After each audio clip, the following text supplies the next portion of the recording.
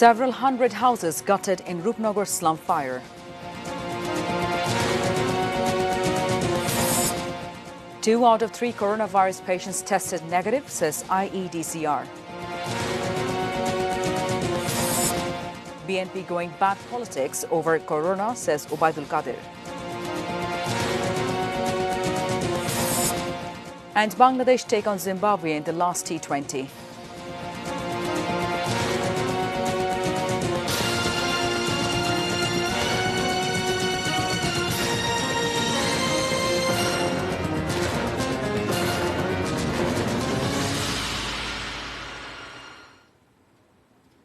Those were the headlines. This is ATN News. Good afternoon, viewers. I'm Nareen Mustafa with news at 5. Several hundred tin shed houses were gutted as a blaze swept through a slum in Dhaka's Rupnagar area this morning. On information, 25 firefighting units rushed to the spot and brought the blaze under control. With a 3-hour frantic effort, the cause behind the fire could not be known immediately. There had no immediate reports of casualties, but several people fell ill due to smoke inhale, narrow lines and lack of water, shortage caused by the firefighters to struggle while putting out the blaze. Hundreds of low-income residents of the slum lost their belongings and shelters as the fire burnt those ashes. Electricity and gas supply were cut off in the slums so that fire did not spread out to adjacent areas. Local residents worked voluntarily to assist the firefighters in putting out the blaze.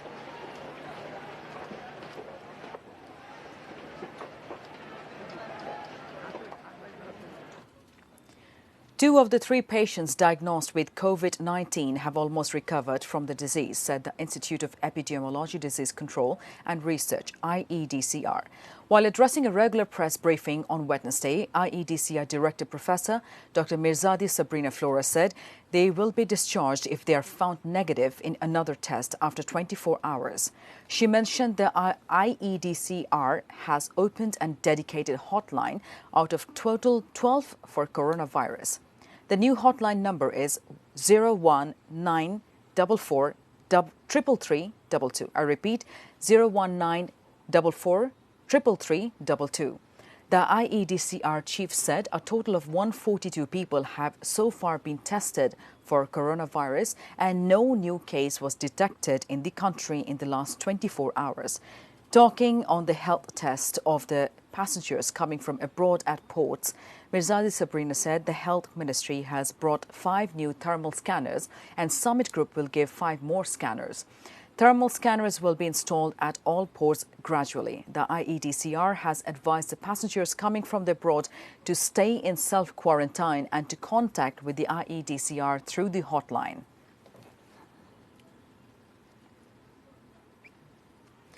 Ruling Awami League General Secretary and Road Transport and Bridges Minister Ubaidul Qadir has alleged that the BNP is doing bad politics over coronavirus. He urged BNP to stop it. The ruling party leader made the comment at a meeting with the leaders of Dhaka Metropolitan Unit Awami League and other associate bodies at the central office of the party in capital Bangabandhu Avenue on Wednesday.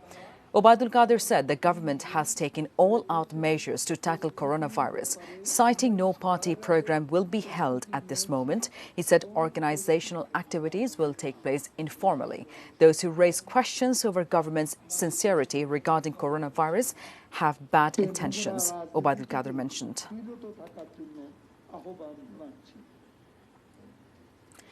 Due to the outbreak of coronavirus, programs marking the country's Independence Day will take place on a limited scale. Home Minister Asaduzzaman Khan disclosed this after holding a meeting on law and order at the Secretariat on Wednesday. He said 1-minute symbolic blackout will be observed across the country on March 25 night. Open-air programs will remain prohibited on March 26. Formalities at the National Mausoleum will also be held on a limited scale. The office of the Prime Minister will decide about March 26 parade and gathering of the children, the Home Minister added.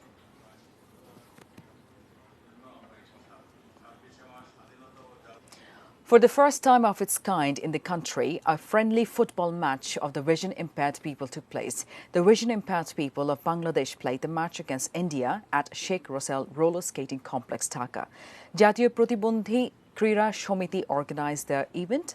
with the sponsorship of the Walton Group. The patrons expect one day the vision-impaired people of Bangladesh will play in the global arena. State Minister for Social Welfare was one of the guests at the event. He talked about the initiatives for mainstreaming the disabled people for the development of the country. Also present at the time, ATN News and ATN Bangla chairman Dr. Mahfuzur Rahman praised the sponsors and the organizers for coming forward in such a noble initiative. The executive director of the Walton Group, FM Iqbal bin Anwar Don, expressed hope to extend continuous support in such initiative.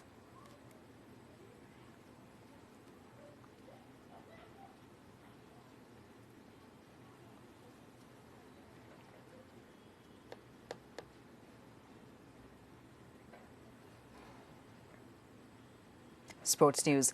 Host Bangladesh will take on Zimbabwe in the second and the final T20 of the series today. The match will begin at Mirpur Shere Bangla Stadium at 6 p.m. The Tigers are now at the peak of their confidence level, having clean sweep both in Test and the ODI series. They won the ODI series 3-0, maintaining continuity of the ODI series. They won the first Test T20 of the series by 52 runs. Mahmudullah Riyadh men are now eyeing T20 series win. In comparison to team strength, Bangladesh are far ahead.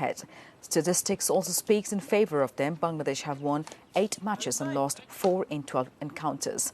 So the hosts are now expecting an easy win. Their opponents are now on the back foot, losing the lone Test match and ODI series. However, they are now desperate to wrap up the series at least with one win.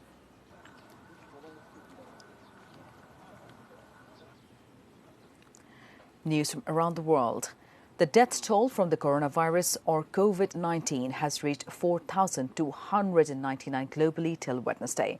It has infected 1,19,225 people around the world. The coronavirus is affecting 119 countries and territories around the world, and one international conveyance, the Diamond Princess cruise ship, harbored in Yokohama, Japan.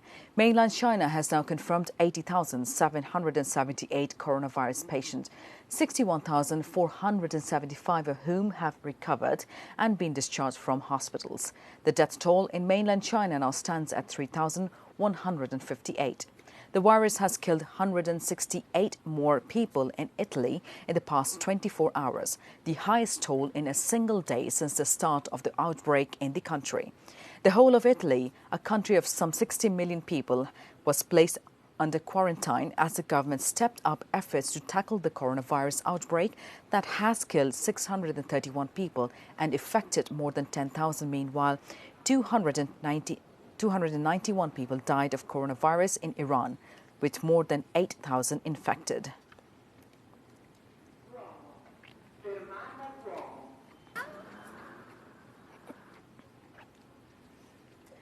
Afghan President Ashraf Ghani has approved the release of 1,500 Taliban prisoners as part of efforts to secure a peace deal with the insurgent group.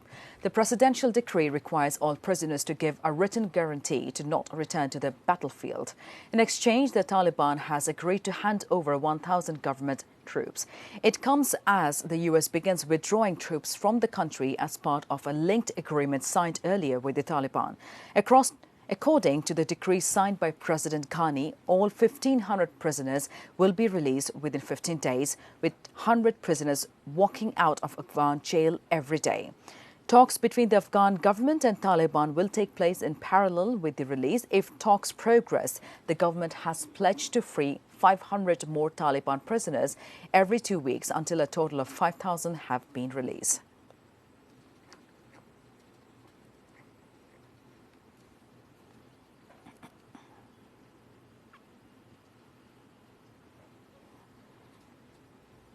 Before ending the bulletin, the top stories once again.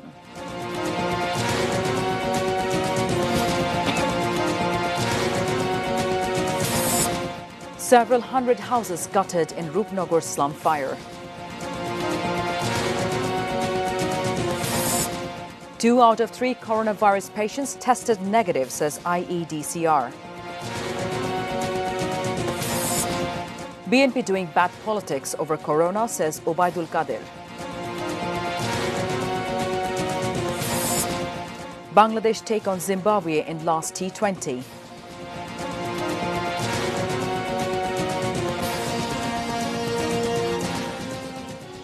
That is all for the news for the moment. Thank you for being with us.